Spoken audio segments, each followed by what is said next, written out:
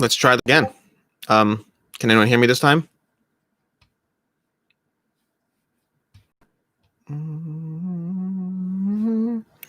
Hello, hello, hello.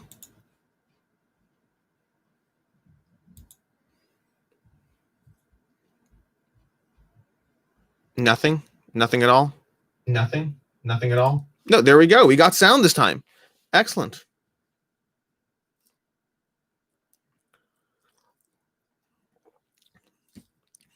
Okay, let me just get everything set up over here. Push some things away. Okay, yeah, sound. I don't know what happened there. I chose the right mic, or at least I think I did, but obviously not. Now this time, I am a little smarter than last time, so I have my one chat on the sidebar with all the live chat in case sound does cut out, as well as, of course, the main chat where I'll respond to who knows and whatever. And to begin with, let me just make a setting change over here. Okay, I'm just going to go ahead and delete that other video to make sure there's no confusion. And while we do that, Tommy Sleeve. So basically, what do you think of all the expansions that are coming to Marvel United? That is an excellent question. I don't have a firm answer on that because I've only played one of them. I have played Marvel United, the base game, which I enjoy, but I think it's okay. Honestly, even for kids alone, I think there are better games than Marvel United. I think the main appeal is going to be the cute chibis because there are cute chibis, but the game itself, I just don't think the game is that impressive. Cute, not amazing, just a decent game.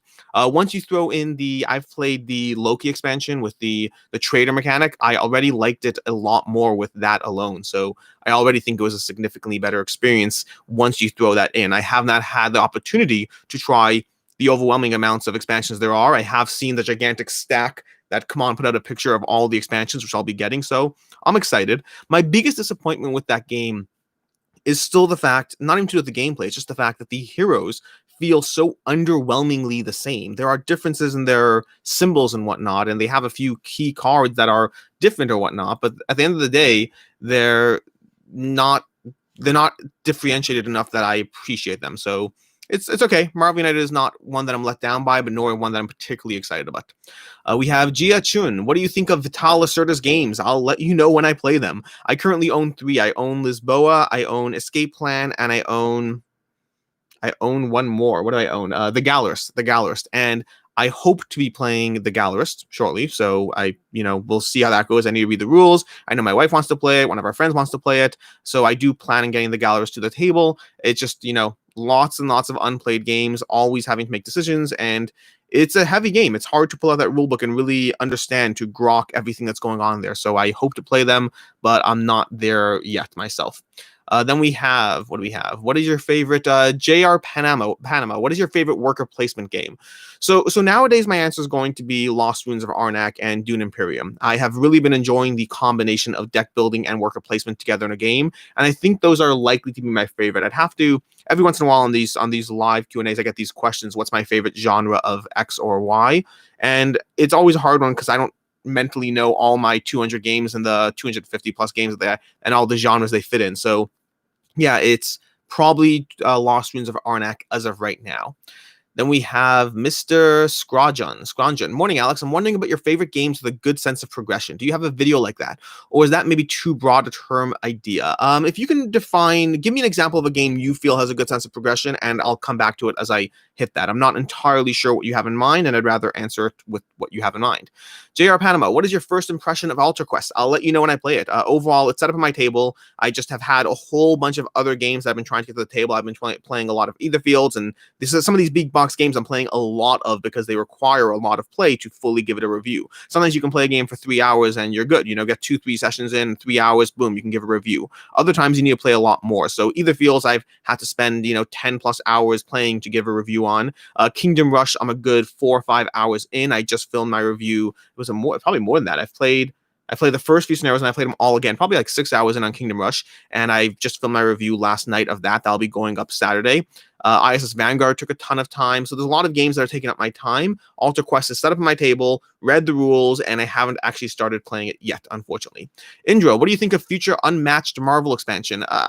I didn't like Unmatched at all. Sadly, it was these skirmish games in general don't appeal to me unless there's something more going on. Something more could be a game like Rum and Bones, where you have these hordes of miniatures going across the table that you have to balance, as well as the fact that you have 3 different heroes, as opposed to just having one hero and like a sidekick or whatnot.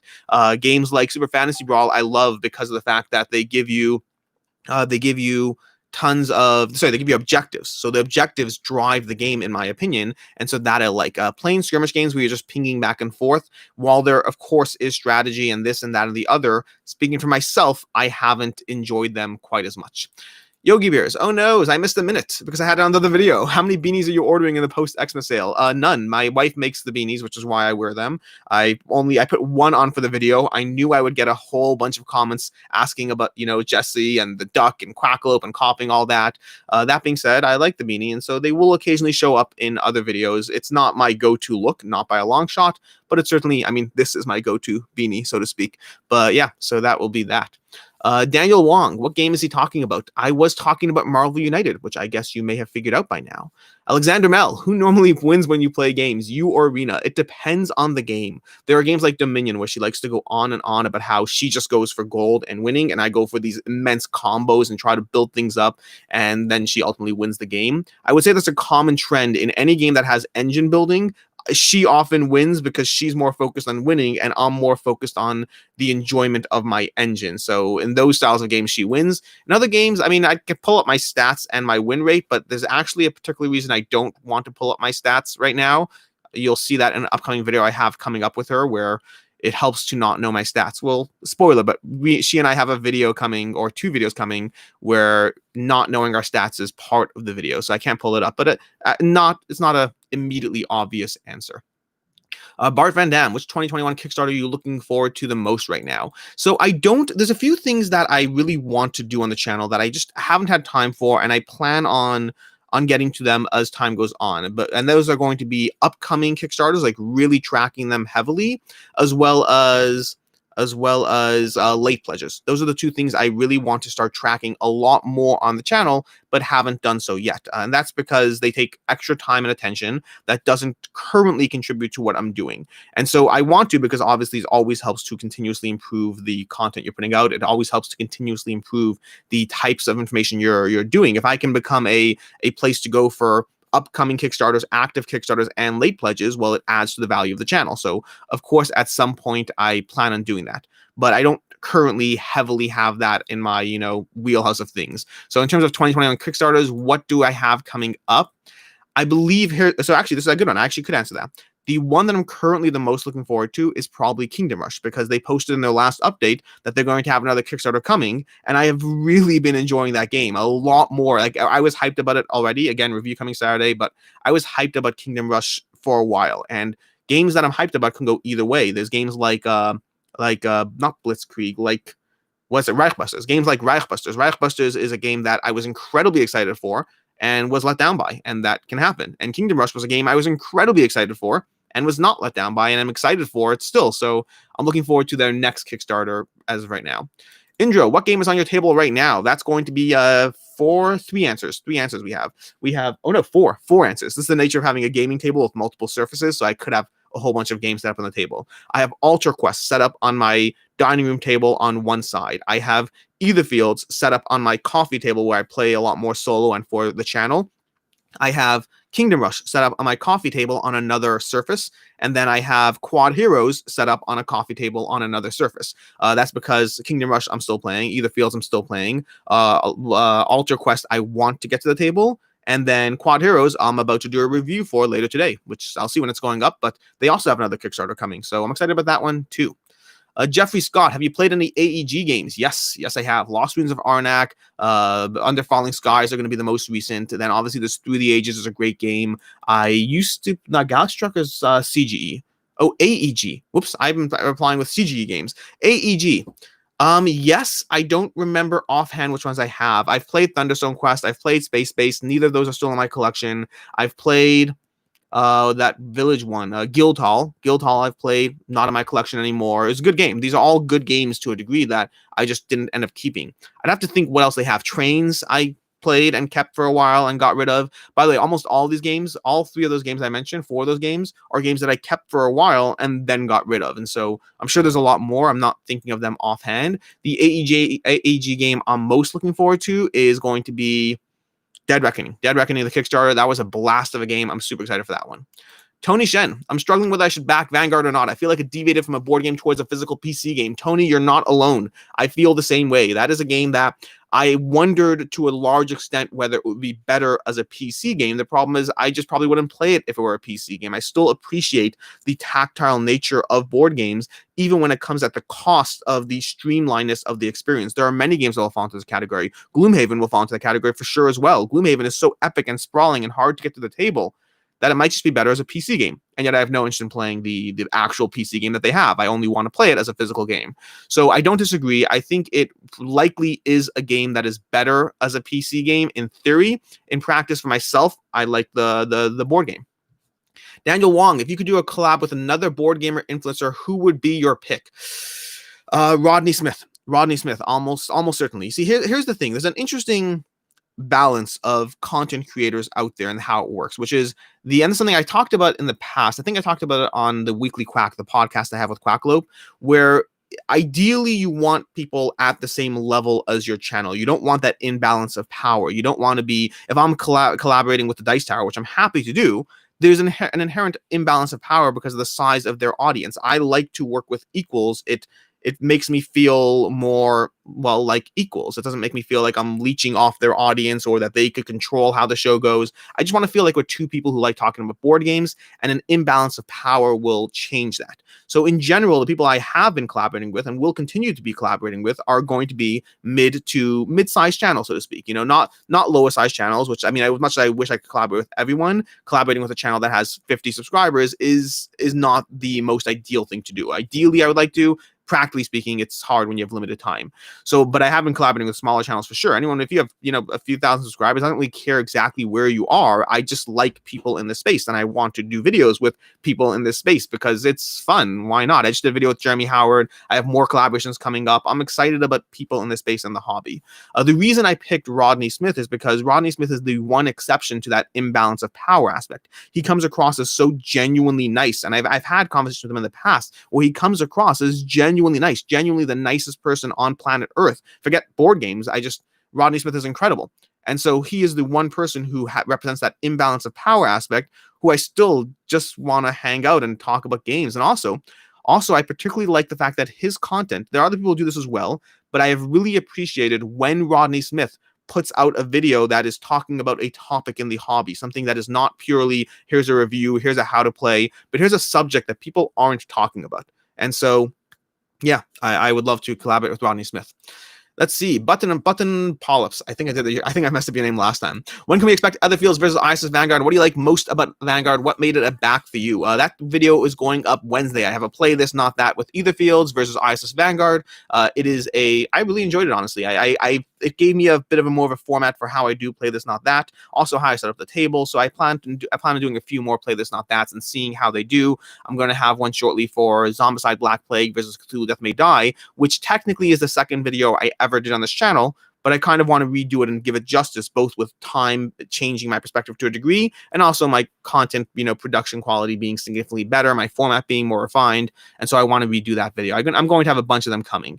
And so in terms of what I like most about Vanguard, what I like most about Vanguard is probably going to be the ship phase, honestly, which is not something I thought I would say, but when I think about going back to the game, I'm thinking primarily about the ship phase. I'm thinking primarily about loading up my upgrades and abilities and getting all those blueprints and slotting them in and building out and developing my ship and my characters, my crew, my equipment, all that stuff. And so I like the ship phase a lot. There is some maintenance in there. I don't want to sell it as if there's no maintenance. It's maybe 40, 50 minutes of doing the ship phase each time I've played. They've said it's in the 20 to 30 minute range. I don't buy it, honestly. I think that even if I refined it and even if I got better and more streamlined, then it would be better. But I think they're trying to sell that point to people who are concerned about the length of the ship phase, which I understand because initially that was when I was doing the whole review, I was timing the ship phase because I also wanted to sell, look how fast I got it. But then as I played it, I realized it wasn't about how fast it was about how enjoyable it was. If you keep thinking of the ship phase as maintenance, then of course you want to sell how fast it is because you want to reduce that friction, that maintenance. But it's not maintenance to me. It's like 5-10 minutes of maintenance and then a lot of fun and upgrading and decisions and exploration of the galaxy. And so for me, ISS Vanguard, I like the ship phase. Not to know Robinson. Hi, Alex. What would the board gaming environment look like if crowdfunding were to disappear tomorrow? Oh my gosh. Okay, so this is a fun one. Crowdfunding isn't going anywhere, obviously, and that's because it's opened up the gateway to smaller publishers being able to grow in a space that otherwise wouldn't support them. What would it look like? I think we'd see a drop in creativity. That's, I think, we'd see. If you look, and I have a video coming to this. I actually just filmed this on Friday, I want to say. I have a video that's going up later this week that is specifically about whether Kickstarter games are good, not good, what they do in the space. And the downside of Kickstarter games is they tend to be less refined. You have more rulebooks mistakes, more small errata, things that need to be printed and all that. And that's all going to be a factor of the time crunch and the pressure to deliver games to people. But the flip side is you have this aspect of creativity, of a barrier to entry you would never otherwise have in a normal space. You couldn't have chip theory games. You couldn't have a game that is completely waterproof with play mats and chips and neoprene mats and all those things. You just couldn't have that. You couldn't have games that like Dwellings of Eldervale that puts out squishy berries and deluxeified trees and just putting a stamp on it and saying, hey, people will pay for this. There's no room for creativity in typical, not no room. There's less room for creativity in typical publishing under larger publishing houses who have to stick to a formula. I think Marvel movies, and again, these are all points I talk about in this other video. Think Marvel movies that where they are amazing, but they follow a script and a standard. They're great. They're good. I mean, Marvel Champions from Fantasy Flight is a great game. Absolutely love that game. But it's basically rehashing of old content. It's nothing new brought to the space. When you go through Kickstarter games, there are more and more new things because it gives you that leeway of both smaller houses, not confined to some sort of set of rules that they have to follow, as well as being able to see what people will pay for on the Kickstarter itself with less of an investment lost. Mr. Scronjon, no problem. I mean, specifically games where you acquire, craft new items, and get more powerful as the game progresses and level up. Maybe like Gloomhaven or KDM. So campaign games to a degree, I guess. So Mage Knight is probably going to be my best single-shot progression game. It's when I have a hard time getting to the table. So this goes back to the question you asked earlier about games with the best games with a sense of progression. So Mage Knight is very much going to have that because it gives you that single sense of progression. Kingdom Rush, which I'm playing now, because of the fact they slowly unlock things as you play, it's also going to have a sense of progression. There are a lot of solid games out there that have a sense of progression. I'm trying to think through which ones are the best. This is one of the reasons I actually try to stay away from campaign games as much because it's harder to maintain that sense of keeping track of everything that's going on. Rise of Moloch is a decent game that will give you that sense of build-up over 6 or so games instead, as opposed to a huge whatever. Gloomhaven will obviously be king in this category. There are a lot of... It's a good question. I want to think more about what's in my collection that falls into that category. Oblong, I see Blitzkrieg, one of my favorite games. Have you ever dove into any other war games? So I don't know if I consider... When you say the term war game, are you referring to theme or mechanics? Because Blitzkrieg isn't a war game in that sense. World War II as a genre is a genre that I don't particularly appreciate. I don't like historical battle quite as much as I like fictional battle or whatnot. You know, fantasy, sci-fi, all of that stuff. And so Blitzkrieg is actually going to be one of the exceptions. It's going to be a war game that I really, or war-themed game that I really appreciate, but that is certainly the exception far more than the norm for myself. Oh, nice. I caught on the live stream. Hi, from Tokyo's biggest BGC fan. Hey, I can't pronounce your name because I can't read the script, but good to see you. The chat just jumped. Let me go find where I'm up to. Okay. Grung Angfire. Hi, Alex from Belgium, by the way. The time slot's great. Awesome. Catching up with the podcast, I heard you mention Battle for Rokugan. Have you played the Legend of the Five Rings LCG? I have not played the Legend of the Five Rings LCG. LCGs is a format I try to stay away from. Arkham Horror, the card game, and Marvel Champions had me hooked, and even then, I sadly let go of Arkham Horror, the card game, despite thinking that it's amazing, just because I barely have time for one LCG. That constant keeping up with how it plays is something that's a little harder for me. Just a Girl Who Games. Will you be doing a top games of 2020 or top games in general in the coming weeks? Yes, I have a whole bunch of top things coming up. I have a top games of 2020, which I literally just finished before doing this live stream, like half an hour ago. I finished putting together that list. I'm keeping it open until the end of the year in case anything joins. It's not that I'm expecting that many more new games in 2020, but I do have some games on my shelf that I haven't gotten to the table. There's games like Moonrakers. There's games like Alter Quest. There's a whole bunch of games from 2020 that I own, but I haven't yet played. So if that changes, I will see how it goes. But expect early January, expect a video of the top 10 games of 2020 for me. This is going to be my list, not a comprehensive list, because there's so many games I haven't played yet. In terms of other lists, I have a top 10 Kickstarters that I backed in 2020, the most exciting Kickstarter campaigns for myself. I'm going to have a top 50 coming out in 2020. I'm going to have a top 10 most played games for myself, as well as a top 10 most played games for Arena, my wife. So I'm going to have both those videos. So all told, we're talking about like 5 videos for my top 50, one for my top 10 in 2020, one for my top 10 Kickstarters in 2020, and then 2 for my wife. So like 9 videos related to the tops of 2020, which is insane. I mean, end of year content is always insane. You get a ton of these lists, and then the whole content creator field gets completely overwhelmed with them. Which, by the way, is why you see a lot of these lists coming up earlier as opposed to later, because people need to get in before the whole field gets absolutely flooded with them. Okay, we have Wilmer Holmquist, BoardGameCo. It's not super related to your channel, but do you like Root? I like Root. Root is a game I really enjoyed. I got rid of it because I found it hard to get to the table and constantly teach new people with a rotating game group. It's not hard to teach, but it's overwhelming to teach. There's just a lot of information because you have to teach all different factions. That being said, I actually got it back because of COVID, because with COVID, our game group has shrunk to 4 people. Meaning we had 20 people on our game group, and we've condensed that. Doing the whole initial lockdown, doing phase 1, we went on complete, no game group at all. Since then, we've gone to having, since the things started easing up, I know we're back in wave 2, but since things eased up, we have reduced our game group to 4 people total. These are the only 4 people we game group. We don't have anyone else in. It's a combination. It's a balance. In theory, we could be safer by not gaming at all. And then alternatively, we could have the whole game group. Everything's a balance. Everyone gets judged for what they do or don't do in COVID. That's fine. It's okay. It's not okay, whatever. Whole different video, it's conversation. But my point is that because we have 4 consistent people in that game group, we have actually gotten Root back because maybe it'll see play now that we're down to just 4 people and 4 people only. New board game design. Do you think big Kickstarter games will ever reach a critical mass and people will finally stop buying them for candy minis and overhyped gameplay? Nope. Not in the slightest. Overhyped gameplay is the tricky part, because the question is, how are these games rated after the fact? Again, I have a video going up later this week. It talks about all this, but I'll spoil some parts of it because it's relevant to these questions.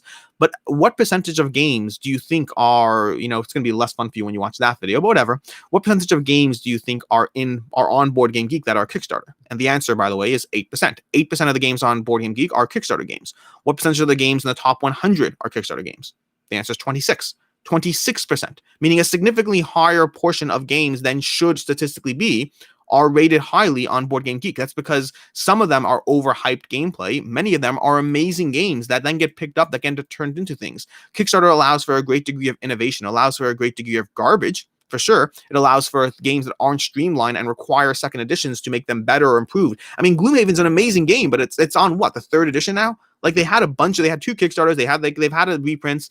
All these games do incredibly well, but they go through growing pains. Kickstarter allows for growing pains, but it allows for incredible games. I do not think Kickstarter will reach a critical mass. I think Kickstarter is only going to grow, especially with COVID. COVID has certainly helped it grow because it changes the format of putting out new games. It allows for eyeballs that you would otherwise have gotten at conventions. I think Kickstarter is only going to get bigger. Indra, how's the weather there right now? Cold and lightly snowy? Nothing terrible. Lionel Gaylor, greetings from Canada. Hi, Canada. I love Canada. I've only been able to play online for most of 2020. How do you play on a real table aside from your wife? So good question. So that I really just answered a second ago, but the answer is going to be my wife, my family, and then 3 other people outside myself that we game with. This is not, yeah, fine, I'll do it. I was going to say go into a whole thing, but I didn't want to justify. But I think all 3 of these people do have a very limited group of very limited grouping of people, meaning we've all agreed to socialize with each other and no one else. In theory, it could certainly be safer by not playing with them. But at the end of the day, the way I treat COVID, you can do what you want on your end. The way I treat COVID is I want to be safe. And so I take a lot of aspects of my life out of what I used to do. There's so many different facets of my life that I have minimized or cut down. At the same time, I don't know when or how COVID is ending, and there's a degree of tolerance that I allow myself, a degree of risk that I allow myself when I do things. And everyone allows themselves this risk. When you order your groceries from whatever person is dropping off, you're basically putting their life at risk to some small degree. We all have different degrees. I was going to do a video. It was just too controversial, so I decided not to.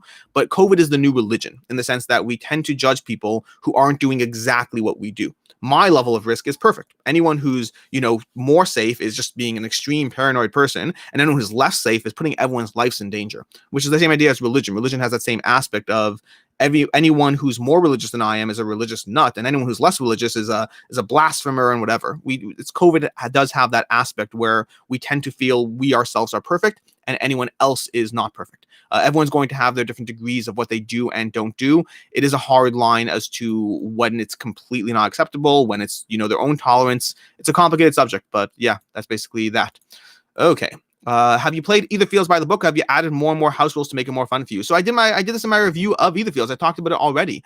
Basically, the only things I did differently is I removed slumbers.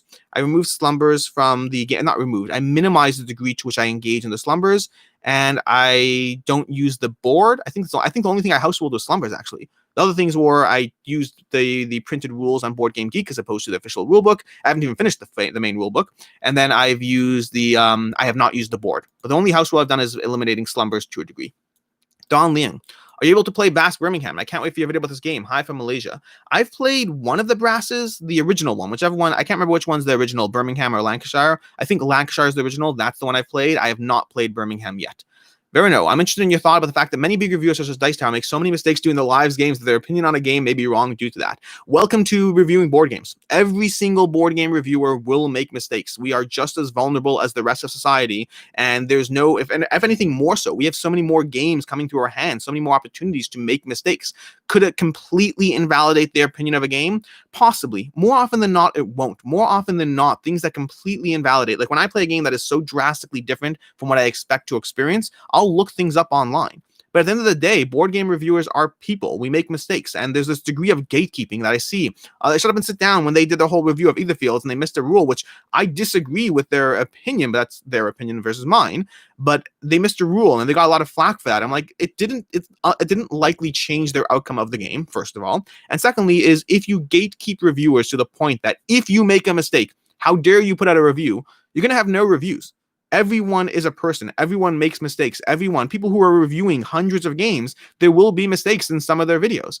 Most of those mistakes will not have a drastic outcome on the end result, and those that do might. And that's the risk degree that we have to accept if we want people to put out reviews. There's such a degree of gatekeeping in reviews that you can't do this if you do that. If you do this with the publisher, if you do that, if you don't like these games, you can't review those games. There's a lot of gatekeeping out there, which is a fascinating subject that whether you agree with me or not on a review, again, shut up and sit down.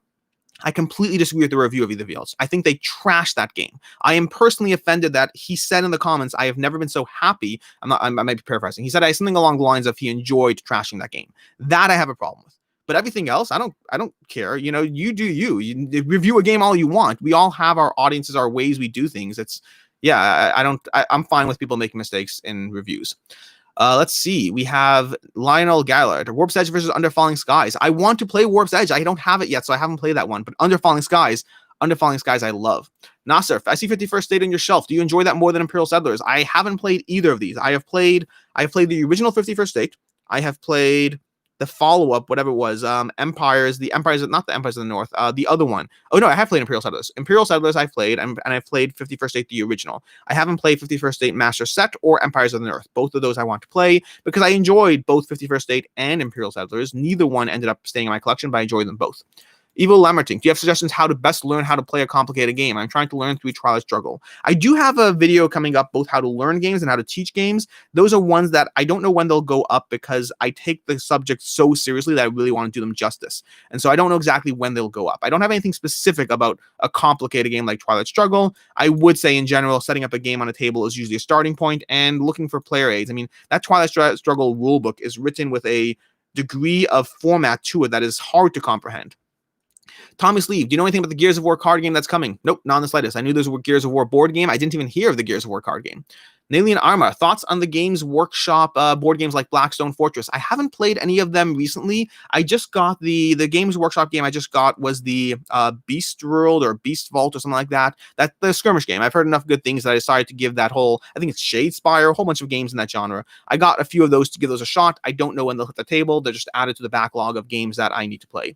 Nick Pickle, do you need everything for Kingdom Rush? I'm looking to pick up just the King's Pledge for someone. Good question. I don't know yet because I haven't finished playing all the base game content. I think the base game content will give you a decent amount of experience for what you're getting. I think the biggest thing I would miss personally is the towers. I really like the 3D towers, not just from a visual stance, but from a not sliding around the board stance. I talk about this in the review. I really think that's a big difference there. But I think the King's Pledges, I think the base game is probably fine, but the King's Pledge, the more content you have, the better, in my opinion. I like a lot what that game is doing.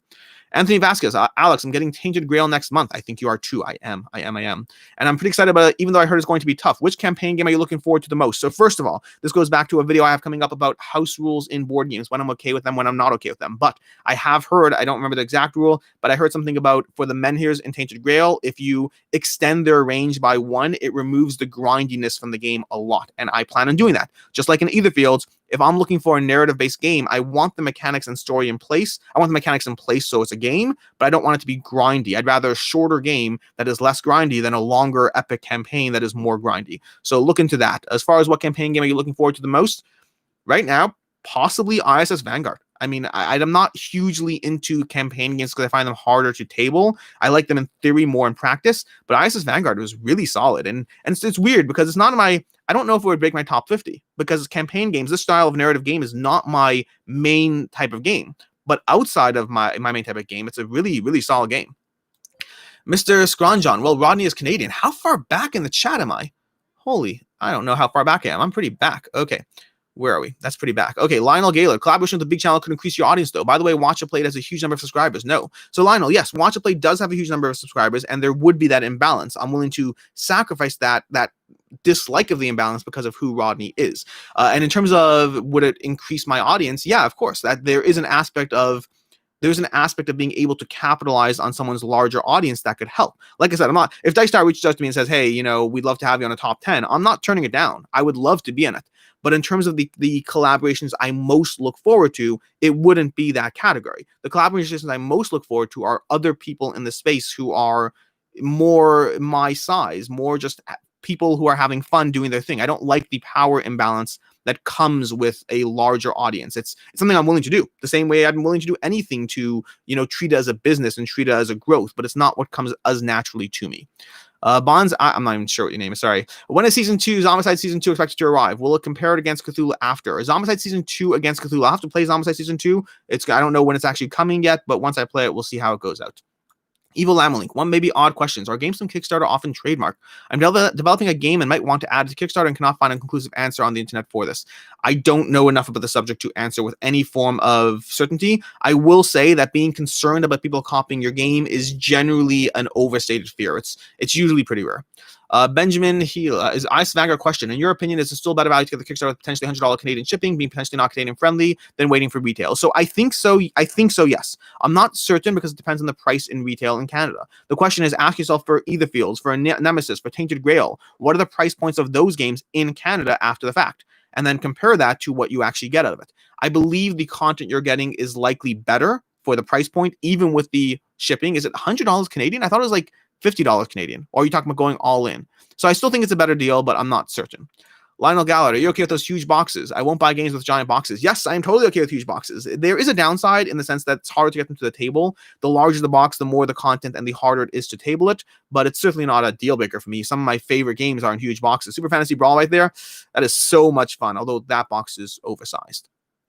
Mangu, question to Alex. What do you think about Either Fields not getting very good reviews? Are you scared that Nemesis Lockdown could be worse than Nemesis? Are you scared that ISS Vanguard could be bad? No. So ISS Vanguard I've played, I've enjoyed. And Either Fields is not getting very good reviews. And this is, what I'm about to say next is not an attack on other reviewers, not in the slightest. But there is a trend. There's a commonality with who is not giving it good reviews. And that's going to be British channels that historically have not liked a lot of big Kickstarters, meaning no pun included. They're a great channel. I love their stuff. Very entertaining. I don't find that their tastes align with mine. Shut Up and Sit Down. Great channel. Very entertaining. I do not find that their tastes align with mine. And then everyone else has been giving it good reviews, or most people. If you look at the people who've been playing the game, a vast majority of the people playing with it say, hey, there's flaws, and it's still a ton of fun. In general, not even in the board game space, I think British reviewers are often more critical. I mean, think about like Simon Cowell, like most famous British reviewer of all time. There's an extra degree of criticism. There's also a degree of entertainment that comes with bashing a game. And I think that the concerns about the game are vastly overstated. Look at the general public. Don't look at just two big channels who historically have not liked Kickstarter games. If you backed Either Fields, then you're probably already a different target audience than Shut Up and Sit Down, than No Pun Included. I mean, it's just the nature of the games they like and the nature of the games they don't like. Now, sometimes I agree with them, but other times I don't. And I don't find that they are a barometer for my taste. If you historically have liked and disliked the same games as Shut Up and Sit Down, then yes, you should be concerned. If you historically haven't, or if it's 50-50, then don't look into it too much. Look for the vast ecosystem of people, not just, and that applies to my reviews too. Unless you find that you specifically align with my reviews, then just treat my reviews as one data point among many. Either Fields is flawed. But once you get past the no board, which who cares at all, the fact if there's no board at all, it wouldn't matter. And once you get past the rules, which are a big deal, but you can get past them, then you're left with one house ruling thing to give you that narrative experience that is immensely enjoyable. But treat it as a singular data point. Tony Shen, thank you for your daughter for recommending Trogdor. I got it for my kids after watching your review. We are loving it. It's hard to hunt down a deluxe copy of the game in Hong Kong. Trogdor is a blast. I really enjoy Trogdor. It is a solid game. John Mendoza, will you cover Primal the Awakening? Yes, I will be covering Primal the Awakening. I'm excited for that one. I'm very excited. It looks cool. I've read the rules. Very excited. Alexander Mel, what do you think your channel would have focused on if there was no Kickstarter? I have no idea. When my channel first started, I just did reviews and topics. Probably topics. I think topics in general always resonated with me. The concept about talking about, topics more than board games is something that I always was interested in. Talking about, people with analysis paralysis, talking about the nature of how to have a game night. I like the conversation around matters of opinion. They don't do as well as Kickstarter. They don't have that audience and following, possibly because to begin with, what are you going to search for? You're not going to, people don't really search for these things quite as much as compared to searching for, should I back ISS or Vanguard or whatnot? And so I don't think the channel would have done as well, but I certainly would have enjoyed myself, and that probably would have been my main focus.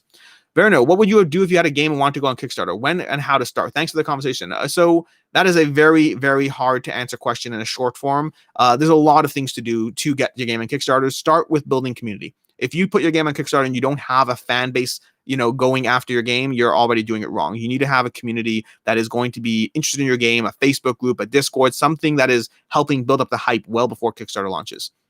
St. Moon, I'd sell Arkham Horror because LCG, it gets hard keeping track of so many campaign games at one time. Yeah, that's basically why I got rid of Arkham Horror. I'm willing to do it for Marvel Champions, which, by the way, I think Marvel Champions is a worse game than Arkham Horror, but it is more accessible, easier to pull out, and I enjoy it more, even though I think it's worse. Romain Bay, after glazing review of Endless Winter, I tried it once in TTS, but didn't see a lot of replayability. I advanced a lot on all modules, didn't feel I had a lot more to explore. What am I missing? I don't know how to answer that easily. I find Endless Winter immensely replayable.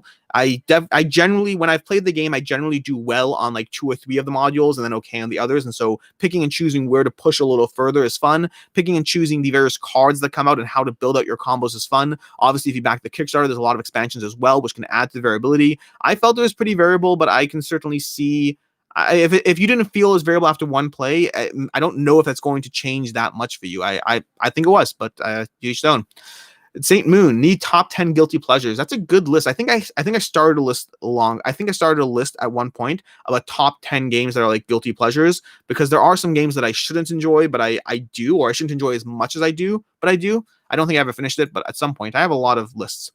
How do you organize, not to know Robinson, how do you organize your content collection in your house? Is there one collection? Is there one for you, one for your wife, one for Ricky? So I have a video coming at some point about how I organize my collection, how potentially others could organize their collection. I don't really break it down to that category. I do have children's games and family games in one section, and I do have like 2-player games in one section, but I often reorganize and do different things. I've reorganized by box size, I've reorganized by player count, I've reorganized by theme. Every few months, it's like one of those little sand things where you play with on your desk.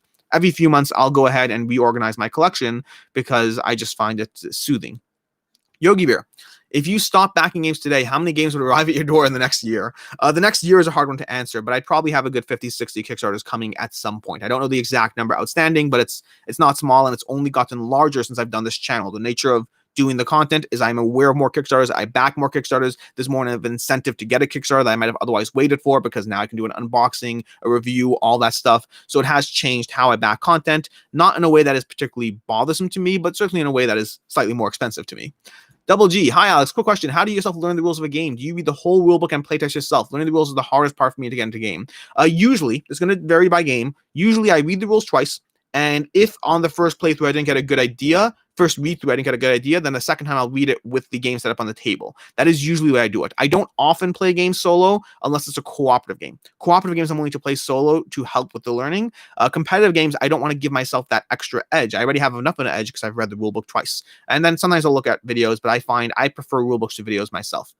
Chris McDormand, are you going to check out Habitats now that you've played Nova Luna? No, I do not plan on checking out Habitats. I do plan on getting Sagani, unless there's a particular reason to check out Habitats. Habitats is an older game that I don't believe was as well rated, so I'm looking at Nova Luna as being more intriguing. Sagani, which is the next iteration, is one that I want to try out. St. Moon, a lot of these Kickstarter games have cult-like fan bases that just rate the games 10 out of 10 before they even know they're out. That's true, but the flip side is if you go to any of these reviews on Board Game Geek, you'll also have a cult fan base of people who review it a 1 to balance the 10s. On the whole, Kickstarter games do seem to do well. I mean, again, forgetting anyone else except for myself, my own opinion of Kickstarter games is in my top 50 games of all time as of 2020. 14 of those games are Kickstarter. That's 28% of my collection. 28% of my top 50 games are Kickstarter games. Now, I mean, I could be a cult-like fan base as well, don't get me wrong. I will say I certainly am willing to consider keeping a game longer if I paid more for it, if it has amazing miniatures, but usually over time they go away and they certainly don't enter my top 50 unless I like them. Games like Reichbusters is a game that I was so excited for and I got rid of it because it doesn't matter that I was excited for it. If it's not a good game, I'll sell it. I mean, part of the nice part about what I do is I back games that hold their value. So I don't have the sunk cost fallacy aspect that many might. People who do have sunk cost fallacy, people who have that aspect of, I spent $150 on this game, I have to like it, that can be a factor. But if you back games that hold their value, that shouldn't be a factor. But yes, and in my video coming up with this, I do mention and address that to some degree, the ratings will be biased by people who are invested in the game more. Lionel Gaylord, do you like abstract games? Don't see many in your list of favorites, so I guess not. Lionel Gaylord, I like abstract games to a certain degree. My favorite abstract game probably right now is TAC, but I have a few. I have Santorini behind me. I have TAC. I have others that are not coming to mind, but I do enjoy abstract games. On the whole, not as much as other games, but they certainly do have their place in my collection. Daniel Wong, it's cold and lightly snowy here. I'm in Jersey. Good afternoon from what Wales. I don't know if this has been asked, but what game has your favorite miniatures? I don't know offhand. I do have another. I have lists of videos for everything because I always want to make sure I have content, so I just keep lists in the background. I do have a list for my top 10 favorite games with miniatures. I don't know offhand which one would fall into that category. There's some pretty awesome ones. Marvel United has great miniatures. Super Fantasy Brawl has great miniatures. Storm Thunder, when it comes out, that thing is insane. Benjamin Hell, have you played PAX Premier? I've played PAX Premier 2nd Edition. I did not love it. I would never turn down a game of it, but I did not love it. I find that games that have an excessive amount of cards going on in the game, I tend to not like games like Innovation, Glory to Rome, PAX Premier. I tend to not enjoy those quite as much because I find I can either heavily focus on knowing all your cards and what they do, and all his cards, and all her cards, and all my cards, or I can just kind of forget the idea that it has to be perfect and just play the game. And so I usually just play the game, which feels inefficient. And so that turns me off a little bit. Nasser, do you feel having your wife play board games affects your chemistry in a positive manner and brings you both closer together, or it wouldn't have mattered more or less as you into the hobby too? Yes, it does, but not board games specifically. Playing board games together with your spouse, I believe, or significant other, whoever it is, will help with your chemistry and relationship. But same with any hobby you do together, except for possibly videos. Videos are, in my opinion, the least beneficial thing you can do together. But if you go hiking together, if you do puzzles together, any activity that you share, whether it's sewing, cooking, anything, is a way to spend time together and build that connection and a shared love and interest in something. It's not specific to board games, but yes, it is specific to the idea of spending time together in a hobby of some sort. St. Moon, what's your favorite genre of game? That's going to be area control hybrid games like Blood Rage, games like Innis, Cthulhu Wars, Chaos in the Old World, Cyclades, Kemet, Innis, Rurik, so many different games. Those are by far my favorite genre. Pierre Ricard, Endless Winter ? So I'm not sure what your question is, so I can't answer. Reviewers are also, Mr. Scronjon, reviewers are also entitled to their opinions. Yes, 100%. It's so interesting. And again, add it to the list of videos. But the idea that no matter what a reviewer does, when people don't see an opinion that aligns with their own, they seek to invalidate it. You played that game wrong. You played it with the wrong player count. You got the game from the publisher, so your review is biased. You should have paid for the game so you had a real investment in it. Or you paid for the game, so your review is biased because you are sunk cost into it. You didn't like that game because you just wanted to trash it because, you get more views and clicks. You're biased. The publisher has paid for other stuff in the past, so you're biased. Anytime there's a difference of opinion, there is a degree of invalidation that comes along with it. People have to stop doing that. It doesn't help, and it doesn't in any way. It's not going to change the landscape. At the end of the day, people will like games that you don't. People will hate games that you love. That's okay. use them as data points. And don't get me wrong, I have that same denial when I watch Tom Vassell review Kingdom Rush, and he said it's a good game. It's not an amazing. Like he said, he gave it a stamp of approval instead of a seal of excellence. And I was like, no, it has to have a seal of excellence. But that's his opinion. I'm saying for myself, I wanted to have a seal of excellence. I was looking forward to that game. And for me, it would have a seal of excellence. For me, I love that game. But everyone's entitled to their opinion. And it's not invalid just because it's not the same as yours. To be clear, bias can exist. Reviewing games because they're popular and trashing them can exist. But you never know when it does. And always accusing people of having that difference is not helpful. Lionel Gaylor, do you like tricking games? Do you have a top 10? I do not like tricking games at all. The exception to date has been The Crew, which is cooperative trick taking, but tricking games have never really resonated with me. Aaron Bemmer, are you going to Gen Con 2021? I would love to go to as many conventions as possible once things open up. I don't know which ones I will make it to, but I would love to go to as many as possible. Let me see how far down I am in the chat here. Okay, not too bad. I think not terrible. Wordplay again. On the subject of getting rules wrong. Have you ever discovered that you got a rule wrong in a game that you think accidentally made the game better? Ooh. That's intriguing. I don't know offhand. That's a good question. That's a very good question. Better is a loose term, but possibly more enjoyable for myself, potentially. Alexander Mel, what is your favorite Kickstarter game that was delivered in the last 6 months? I'd have to look at my favorite Kickstarter games that came. Kingdom Rush would be up there. Super Fantasy Brawl would be up there. Possibly one of those two would be my favorite Kickstarter games that delivered in the last 6 months. Saint Moon, what's your opinion of War of the Ring? I have not played that one, sadly. It's one of like the 7 games in the top 100 games on BoardGameCo that I haven't actually played. Sandeep Raj, do you have plans to open a board game cafe? Nope, not in the slightest. That seems like a lot of work and less fun than what I'm doing now. Joey Caracol, hi Alex, greetings from Portugal. I see a lot of your videos, but still I'm wondering, what do you prefer, quick and light medium games or heavy and deep ones? Let's rephrase that. If I had to get rid of one of those from my collection, I would probably get rid of light medium games. But it's hard to really answer that because light and medium games see the table more often, see the table more frequently. They're the kinds of games I will play with my wife in the evening, versus heavy and deep ones are the kinds of games I'll play with my wife on the weekend or with my game group when we have game night. I find heavy and deep games more rewarding. I find light and medium games see more play. Lost Winds of Arnak is a great midweight game in that genre of being accessible and heavy enough and falling into a good zone. Endless Winter 2. But it's a hard question for sure. I like both, but if I had to keep one, I'd probably keep the heavy and deep. Joey Carcol, wondering whether I tend to enjoy the bigger and deep ones. Oh, that's the same question. Okay. Martin Vitek, do you follow ISS Vanguard on GameFound? Yes, I'm backed all in. Also, it's the first truly GameFound project. There are a lot of things that are far from perfect, like voting. What do you think needs the most work right now? Don't heavily have an opinion there. I mean, it's a new platform. There'll be a lot of things to tweak out. I think already as a new platform, it is better than Kickstarter. I think that will only improve as they clean things up, as they have their second, their third, their fourth crowdfunding in the game. Where are we? Yogi Bear, check out. Okay, we have Spot. Do you think Tainted Grail will get a good return on resale now that's been out for a while? Yes, I think that game is. I mean, the game's what, in the top 100, right? It's doing well. People like the game. It's more highly rated than Seventh Continent. It is supposedly a really solid game, and I can't imagine the resale value hurting on it. Your Long Shadows, BoardGameCo. Are you excited for either of the upcoming He-Man Kickstarters? Not in the slightest. I am semi-excited for the Come one because I tend to like Come games, but I mean, He-Man as a IP was never something that I watched or was into, so I can't heavily comment on enjoying that one in any reasonable degree.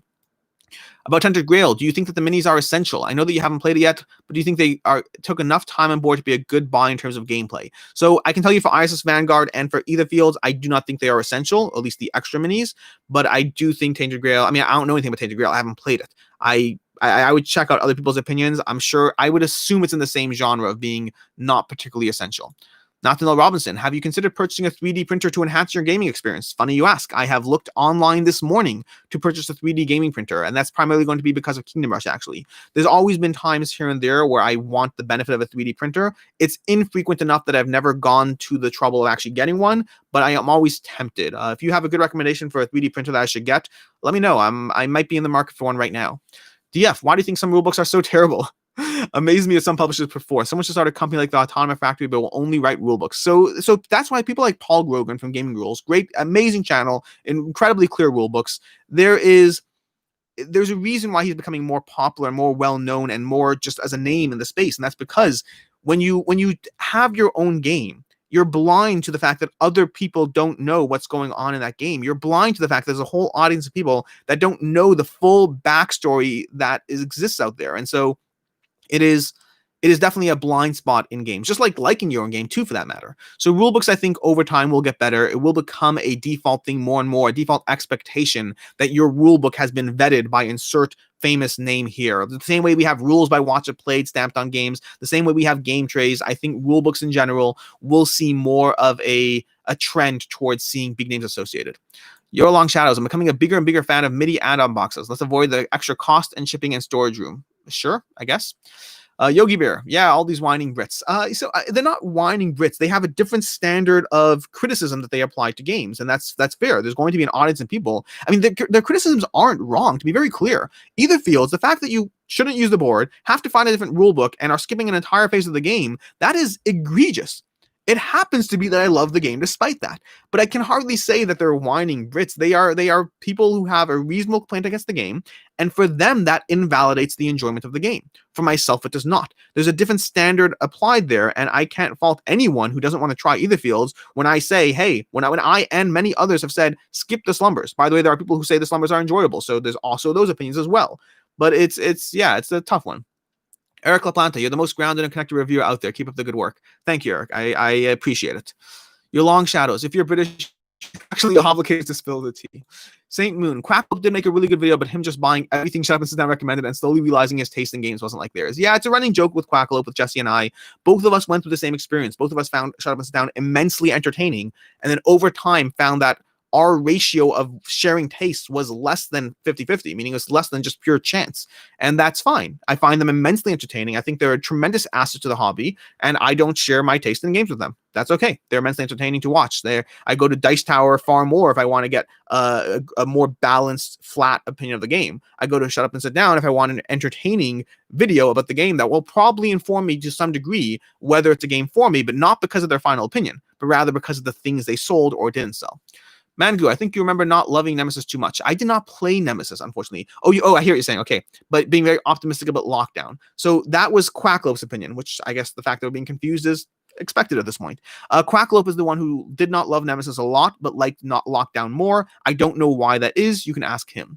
Andrea Grayskull, Alex, at what time of the day do you usually play? So during the weekday, it's going to be evenings. I'll get about an hour and a half, 2 hours of gaming in a night. It's gone higher because I do content creation now, so there's more of a reason or incentive to that when I hit the end of a long day and I kind of just want to relax. Now I have to put out a video, so I have to get some more games in, which I don't mind, by the way. I've never sat down to play a game and regretted it. It's often that initial hurdle that is sometimes a little harder to get through. But usually it's going to be evenings on the weekdays and then at all times on weekends. David Maurer, I've seen quite a few German games in your videos. Can you buy them regularly in the US, or do you have to import with them all the extra fees? Which German games are you referring to? I mean, I definitely have some, but not a ton. I mean, I have some. You mean like, I don't know if you mean Origin Germany or like Leo the Lion, which has German text in it. I have a few games like that. Crazy Race, Leo the Lion, some of those. Alexander Mel, do you play Cthulhu Death May Die Season 2? I have played all but 2 scenarios, or is it all but 1? I think I played all but 1 scenario in Cthulhu Death May Die, or all but 2 if you include the Giant Cthulhu. Wolf 310, which is more accessible, Dune Imperium or Endless Winter? Ooh, accessible. I think, I don't know. They're probably similar. I'd have to look at my playlist, not that, where I compare them. They're both in the same weight range, I would say. Leroy Porkins, I got Domain, Hellas, and Argo for Christmas. All came from BoardGameCo. Domain is excellent. Hellas, I haven't played, and Argo, I haven't played. So, I mean, thanks for getting them from BoardGameCo.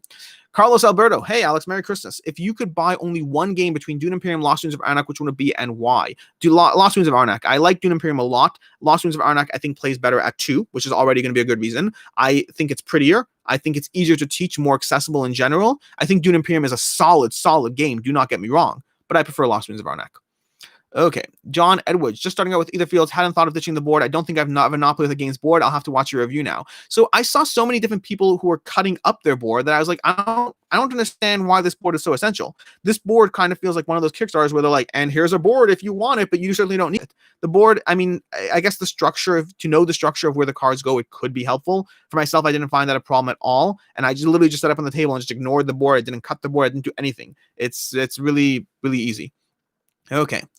Blake Ridgway, how much money do you make from one of your average viewed videos on YouTube? Ooh, I'd have to look that up. Maybe about $10-15. I mean, the bigger ones are going to be a lot higher. The general rate that they say is you can expect to get between I think it's like between 2 to 5,000 for around 1 million views. So if every 1 million views will be between $2 to $5,000 of AdSense, of ad revenue coming in. So extrapolate that down to my average video gets in the range of 6,000 views. So I'd have to do the math on that, but it's probably in the range of 10, $15. The higher ones, like the highest one, my top 10 worst value games of all time, I got like a few $100 of that one because that got 80,000 views. That's a lot of money, but my average video will be far lower than that. David Maurer, good choice in Sagani. I'm pretty sure that you're going to enjoy it. I imagine I would, given the similarity to, Nova Luna. Alexander Mel, do you have the Santorini expansion? Are you interested in Santorini, New York? I have all the Santorini original content. I'm interested in Santorini, New York just because of curiosity, but I'm not, I have no expectations. I'll either be let down or not. That's fine. Airscape, do you like GameFound? Any features you'd like them to add? Yes, I love GameFound. I think GameFound is a significant boon to the hobby. I hope it becomes the default place to start loading your games. It is basically Kickstarter, but built for the way Kickstarter board games are run. It's customized to what we're trying to do. And so I can't imagine it's going to be worse than Kickstarter.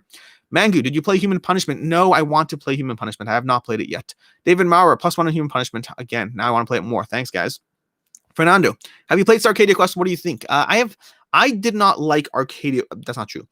Arcadia Quest is an okay game for me. It was not a game that I loved. I didn't like the combination of PvP and PvE. And so I didn't actually get Arcadia Quest to the table. I hope to at some point, but I'm not in a rush. Sir, I'm not even trying with the name. Do you ever paint your minis? And if not, do you think you will ever start? So yes, I did paint minis, but then I started doing content creation shortly after. And I only have so much time in my life and something had to go. So I have tons of paint and half painted games that are eventually, again, there's I'll see how life plays out, but there's a time and place for painting and it's not today, unfortunately. Sandy Barrage, what was the last time you played Katan? Can you suggest games similar to Katan apart from Stone Age? Games similar to Katan. Ooh, try Valeria Card Kingdoms. I love that one. Last time I played Katan was probably a year and a half ago, somewhere in that range. Not a long time ago, but definitely not recent either. I wonder if the CAD Technoblock, I wonder if there are any alternatives to crowdsourcing. GMT has a P500, which is the idea that once 500 people sign up for a game, they will make a print run of that game. It's a similar idea. It's far less exciting, but it's functional. Benjamin Hell, Human Punishment is really fun. Okay, thanks. I get it. I will try to get my hands on Human Punishment. What is it most placed similar to? Which social deduction game is it most similar to? I'm curious about that. Luke Anzelotti, any tips on how to teach games to less experienced players or gamers because I'm horrible at explaining without using board game terms or making it seem too complicated? Shut Up and Sit Down, speaking of Shut Up and Sit Down, they have one of the best videos I've ever seen about how to teach a game. For myself, it's going to start with 3 things. Teach people how to win the game. Here's how you win. You win by doing X. Then teach people the round structure. A turn is going to look like this. And then go to everything else. If you start with that, it gives people a giant framework of what's going on. When you start with the generic terms and things and they have no picture, if you give them a goal, something they're striving towards, follow it up with the turn structure of what the game plays out, and then add in all the relevant details, I find that is generally the most efficient way to teach a game, in my opinion. So often, and I'm probably have my own bias of how I like to be taught a game in there, but I just find so often when you teach people generic things, you're like, and here's this part, and here's this part, and here's this part, and they have no idea what they're actually trying to do. You're like kind of trying to create a puzzle without showing them the final picture of what it looks like. And so, yeah, that's my thing. That's my main core stuff. There's a lot more, but those would be my core things. Fernando Alcala, I've done that already. Okay. Lionel Gaylord, you speak like you have YouTube playing at twice the normal speed, but can you catch up at the comments in this live chat? I'm trying to catch up. I'm trying to stay on top of everything. It's very hard. Lots of comments. Love it. By the way, I will note we're roughly an hour in. I'm going to keep going for another 15, 20 minutes or so, but at a certain point, I will have to cut it off because, well, time. But yeah, I talk fast. That's the thing. Greeting from Belgium. What is your favorite fantasy creature? Ooh, Brett Van Dam. What is your favorite fantasy creature? Like an actual existing creature? I mean, dragons are cool. It's a boring answer, but dragons are cool. Wizard Avalar, I saw your review of Dwellings of Eldaville. Even though you obviously false for your and Ameritrash players, do you think it'll break the top 100 on Board Game Geek? I think it will. People love that game. I mean, again, I feel like I'm missing out on Dwellings of Eldaville. I am an apologist. By nature, I'm an apologist. I like when people are happy. And so if I put out a review where I like a game and people attack me because, I'm biased, I kind of want to answer them, not because I feel the need to, because I want everyone to be happy. And similarly, when I put out a review that I don't like a game as much, and Dwellings of Eldaville I just didn't love it. And it's a contested area of my collection. And so for me, I'm getting rid of it because it's a game I want to love more than I actually do love. But I am an apologist. And so I keep pointing to people like, no, everyone seems to love this game. The amount of people I've seen talk about this being one of their top games of 2020. I just imagine that between a solid game that I'm seeing, plus most people loving it, I think it'll do well. I'm happy with them. I'm happy for Luke Laurie and Breaking Games. Wouldn't it whiny bits? I take offense. Do you think I didn't say whiny bits? Someone else said whiny bits. Nellen Arma, any plans for more discussion videos like the accessibility of board games? I really like when we take on aspects of the hobby that reviewers rarely talk about. I generally aim for one topic video a week. A video that talks about just different aspects of the hobby, more from an opinion stance. Similar to like the Metagame Minute. If you like Brothers Murph, check them out. They have the Metagame Minute. It's a shorter form version of the same thing, but I just like the idea of opinions, of topics, of having a conversation around things that are different. And so, yeah, I usually aim for one of those a week. Wolf310, any opinions about asking for troubles? I haven't played that one. I know Tom Vassal likes it. Rado likes it. I haven't played it. Alex Yang, sorry, joined late. May have missed this already, but ISS Vanguard, are you under NDA? Or can you mention how landing ship miniatures will be utilized in this game? So I'm not under NDA. They've posted in Board Game Geek, they posted in a designer's diary about how there will be things that will potentially move the lander miniatures. So you do need the standees or the miniatures because you might have to remove it to different locations on the board. It's likely to be a rarity, but something that comes into play. Likely to be a rarity is my own statement based off of 8 hours of playing and not experiencing that. It's not based on them saying anything. Alex Yang, happy Hanukkah. Thank you. Okay, we have more. Alexander Mel, what is your favorite game that you played that people watching your videos told you to try? Ooh. Okay, Cockroach Poker. Cockroach Poker. Oh my gosh. Spirits of the Wild was going to be up there, and Cockroach Poker. There have definitely been games I got because people in the video said try this game, and I will do what I can. And Cockroach Poker is insanely fun. People told me to play that based on other games I like, maybe Skull, I think. And it is just an amazingly fun game. It's bizarre. It's absolutely bizarre, but it manages to work. Simra, Alex, what is your desert island board game? If I was stuck there on your own or with your family? Terraforming Mars. I'm able to answer that because I answered it recently to someone else. Terraforming Mars encompasses a lot of different things. It encompasses a good solo game, good 2-player game, good 3-player game, good 4-player game. It can be played in shorter and longer time frames. While I would be miserable because of all the games that I'm missing, Terraforming Mars is possibly, if I had to pick a single game, it's not my best game, not my favorite game, but a single game that is highly rated for me, plus encompasses a bunch of different things at once. Hey Alex, love your content. Carson Simmons. Hey Alex, love your content. Do you play any video games? I do play video games. I'm currently replaying BioShock. I currently downloaded, because of ISS Vanguard, I downloaded Mass Effect, the most recent one, Andromeda. I hope to get Far Cry. Video games for me are maybe like half hour to an hour a week. It's the exception to what I do, but sometimes I just want to zone out, and it can be helpful then. Sean Hillier, does YouTube track your views on live stream? Yes, I currently have 123 concurrent viewers on this stream. At the end of the live stream, I'll be told how many different people watched it, and then it'll give me all the stats. YouTube likes to give stats. I like stats. They're helpful. They help guide what I do on the channel. Mango, what is your personal opinion on Kickstarter exclusive stuff that goes further from being cosmetic only? I love them, but I understand the problem with them. The inherent problem we have here is that if you're going to put out a game on Kickstarter, you have to give people a reason to back the game. That's just inherent in the premise. You have to give people a reason to back. Otherwise, why should they back? Goodwill will be a reason. Sure. FOMO will be a reason. So you'll get some backers from there. But that will not get you as far as you'd like. So now you have to give other reasons. Price point can be a reason, but there's a problem with that because it's hard to sell a game at retail if you undercut the price on Kickstarter. If you say, hey, here's this $30 game on Kickstarter, and now you have to go buy it at retail for $60, people feel like ripped off. And so they don't feel like they want to pay that. And so ultimately those games will get discounted and go to bargain bins. So it's very hard to come up with distributor arrangements when you price cut your game. So your options generally are cosmetic extras or gameplay extras, some reason that you gave people on Kickstarter to back the game. Those are the most common reasons. So I understand the problem with why they exist. But if they're not there, I'm not backing the game. So I'm fine with them, but I understand that the problem they encompass. Sean Hillier, do you own Nemesis? Nope, I do not own Nemesis. I owned it briefly. I got rid of it because the market was hot for it, and the new Kickstarter was coming out, and so lots of games during COVID have not hit the table, so I sold it and figured I'd get it back. Lotus Moon, yeah, I found MPI and set up sit-down reviews a bit too heavy-handed and tearing down the game. So it's a hard thing. It really is a hard thing. I believe their criticisms are genuine. I agree with all the criticisms. I also believe their videos are entertaining, and it's far more entertaining. Again, this goes back to my point. No matter what you do, you get accused of bias. There is a degree of bias in being willing to trash a game because your videos are entertaining.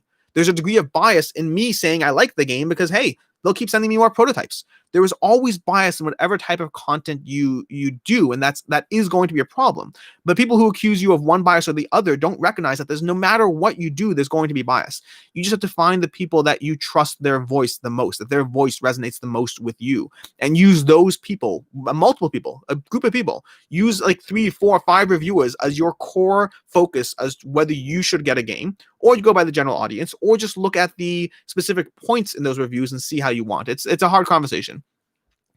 Neil Young, in the UK, we are spiraling into deeper lockdown. I'm sorry. What I look forward to in 2021. I mean, more content creation, lots of board games that I have coming. I still play games online. Play games online. Our main group, like I said already, we have 4 core people in our game group, including myself, so me and 3 others. But online, we have more people that we are willing to play with. We play games like once a week online as well now.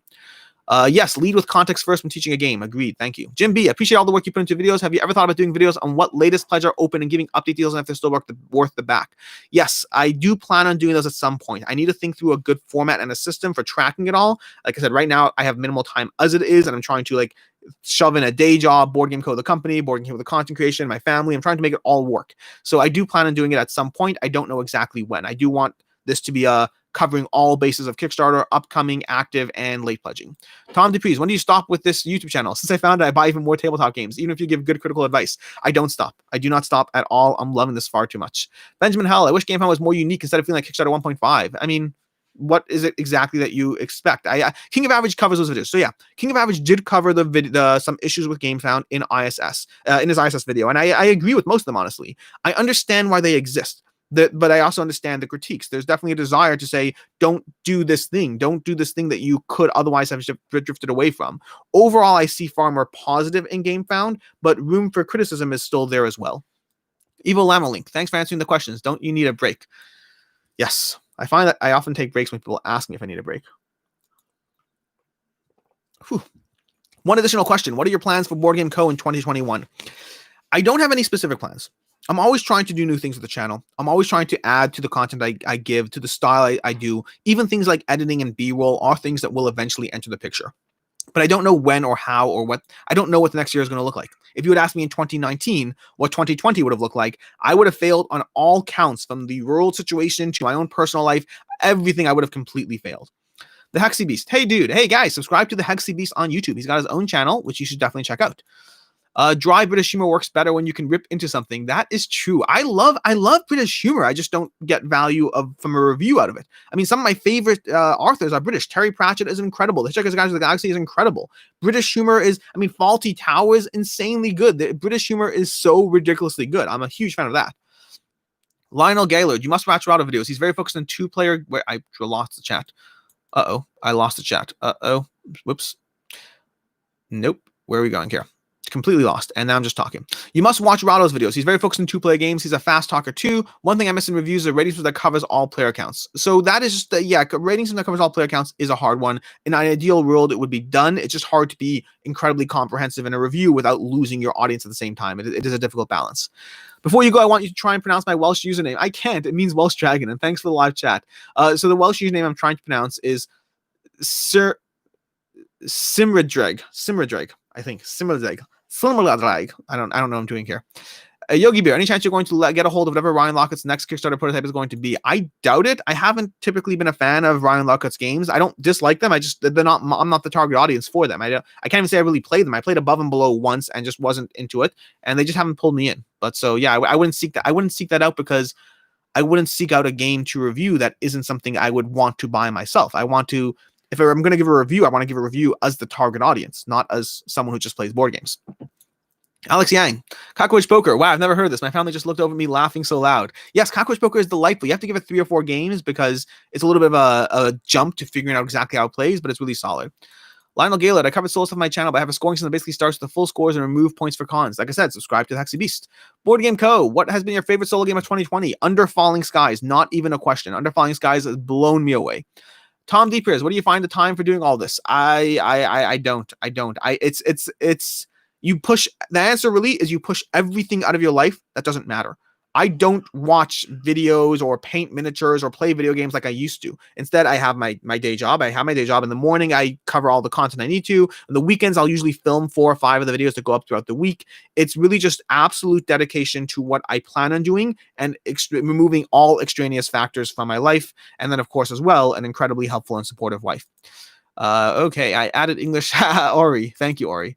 Gary Klein, are you still Trudvang? Care to comment that Katan is going out of business hysteria? Oh, Katan's not going out of business. Katan just recently did they have coming up the Looney Tunes Kickstarter with Warner Brothers. They're doing 3 Kickstarters for Looney Tunes, Teen Titans, and Scooby Brothers. Now, Scooby-Doo, not Scooby Brothers.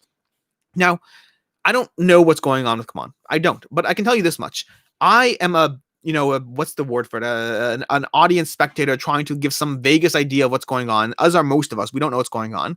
And there we have Warner Brothers, who's attaching their name and potential reputation to this company. I imagine they've done more research than I have, and I imagine they care more than I have. And then they have the He-Man licenses. As long as Katan keeps getting licenses from other properties, I assume that they are doing their due diligence more than you or I sitting at our homes talking about Katan's viability. Is it possible Katan's going out of business? I mean, we can point to all the issues. They had an audit issue. They had Eric Lang leaving the company. They have issues with Trudbang. They have all these issues that point to like all the stuff that's going out of business. But at the end of the day, I mean, I imagine they're fine. We'll see. I'll keep backing the games. I'll tell you that much. Alex Kayser, how many board games do you own in your collection? At what point do you know that you need to sell games to keep your collection from getting any bigger? Alex, I get rid of games when I believe they are only going to see the table because I'm trying to make it see the table and not because I want it to see the table. That's when I get rid of games. There's no inherent size attached to that, but there is a correlation because the more games I have, the more I realize, well, I like this game, but I'm not going to play it because there's better games. As far as my size of my collection, in terms of the played games, I have roughly 200 played games and then a whole bunch more unplayed games. Mangu. Oh, lost the chat again. Mangu, what's Kickstarters and what retail releases are you looking forward to the most in 2021? I mean, I'm looking forward to, I have a video coming up about the top 10 Kickstarters I backed in 2020. We'll cover it there.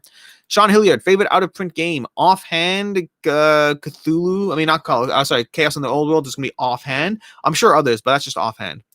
Alex Yang, I thought the same as King of Average. 50K, setting the bar really low. I don't know what 50K is. Oh, yeah. It's, again, listen, I'm with you. ISS Vanguard was clearly going to knock 50K out of the park. Do I care about that? No, I don't care about that. That's just not a big deal to me. I mean, whatever number they go to put, they're going to knock it out of the park. It didn't really matter. They could have put 200K and it would have been funded in 5 minutes instead of 3 minutes. So, listen, there's things to attack and there's things to pick on. I don't think that's a big deal. McSquanjon, did you see Quackle's recent video trying to speak as fast as you? If you were referring to his Kingdom Rush video, I thought the same. I thought good on him. He's learning how to talk fast. I actually really appreciated that video. I thought it was a really, really solid job. Jim B, thanks for answering my questions. I'll join Patreon today to help out. Thank you, Jim B. I appreciate it.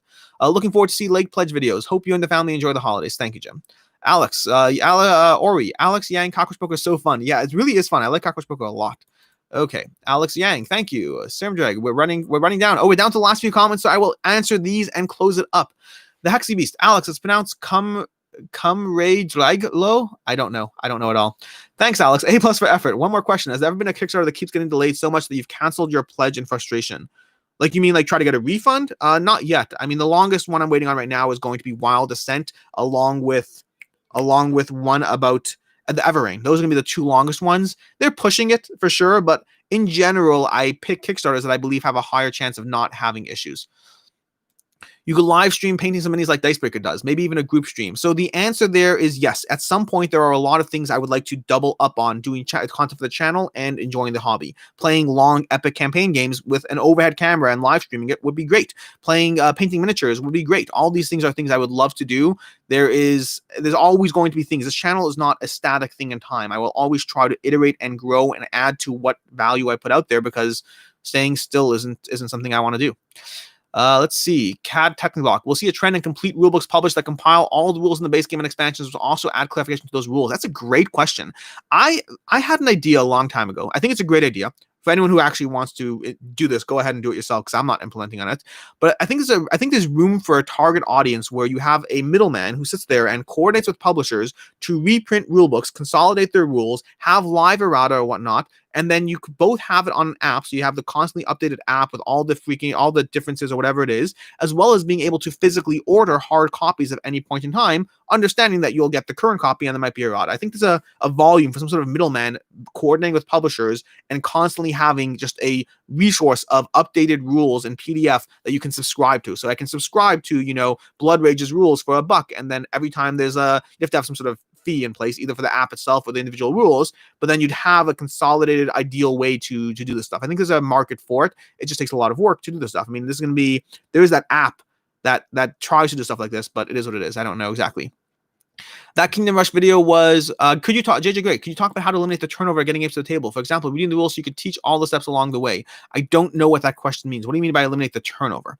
Hexy Beast, that Kingdom Rush video was funny. It was great.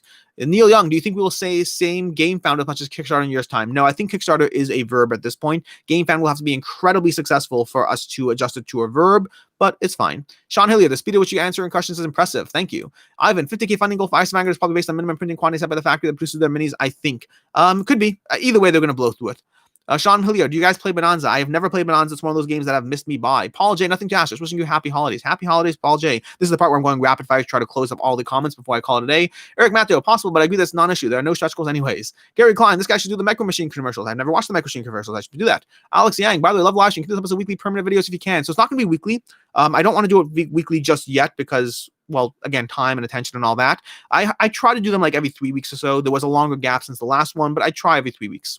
Let's see. Paul, my first Kickstarter game was based on your influence. Reviving Valor and Villainy yesterday. Ooh, yeah. So I got Valor and Villainy. I want to play it. Cat Techbox. That's a good example of a game that is actually a complete rulebook now. Good to know. Eric Matto, as someone who reads other fields' rulebooks, what do you think of hiring Paul Grogan for IS Vanguard? I think that was a great idea on their part to hire Paul Grogan. Absolutely great idea. Considering the scale of their Kickstarter, they effectively bought a degree of confidence that is well worth the price of entry. Alexander Mello, is your family ever going to join you with a live stream? Alexander, I'm so glad you asked. Yes, on New Year's Day, my wife will be joining me for a live stream. Not my whole family, but the kids are at school, so we have that leeway. Basically, the kids are going to be at school for New Year's. That's because we go to religious school, so they're open for New Year's. But my wife will be having a live stream together with me. It's primarily going to be her, by the way. I'm going to just leave her in front of the camera while I sit next to her and just help out as necessary. So yes, New Year's Day is going to be the next live stream, closer than usual, but that's because it's not me, it's her. JJ the Great, it takes lots of time to read rulebooks and teach games to non-gamers. I mean, it does take time. I don't have an easy shortcut around that. It takes time. You set up the game, read the rulebook, and start just making it happen. It's a lot of work, but it's an investment. Okay, let's see. Anything else going on here? Florian Horn. Let's take this one and call it a day. Florian Horn, can you make a living off your YouTube channel? The answer is I hope so. It's a long answer. A short version is Rodney Smith, who, again, I love. Rodney Smith put out a video a long time talking about the concept of putting in your, putting in your time, so to speak. That the idea of doing something you love and getting paid for it is a hard thing to do. And he put in 8 years of content creation before he can make it a full-time thing, which is reasonable. That makes sense. I expect this to be a very long and drawn-out process. I expect it to be 5 to 10 years easily before I could make content creation a full-time thing.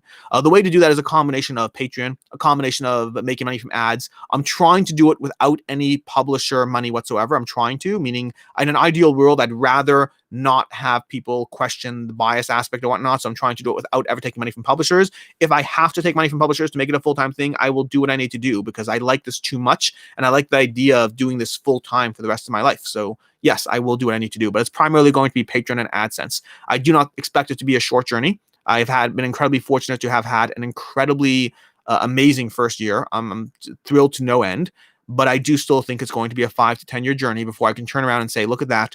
I'm making videos full time and getting paid for it. And the getting paid part is like, if you wrote me a blank check today where I had all my bills paid, I would still do this. I enjoy it too much.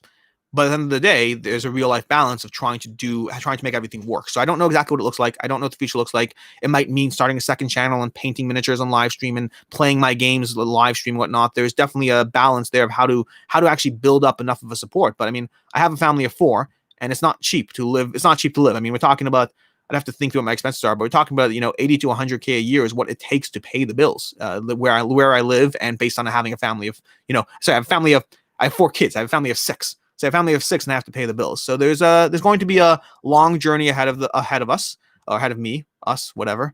But it is definitely something that I am looking forward to, and I'm having fun along the way. So it's all good. And that is going to be the end of the live stream. Thank you everyone so much for being here. This is an absolute blast as usual. I really do have fun with these. Stay tuned for probably it's going to be New Year's Day.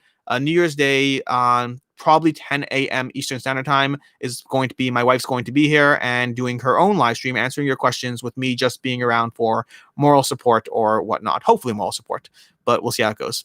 Until next time, everyone, thank you so much. And as always, have a good one.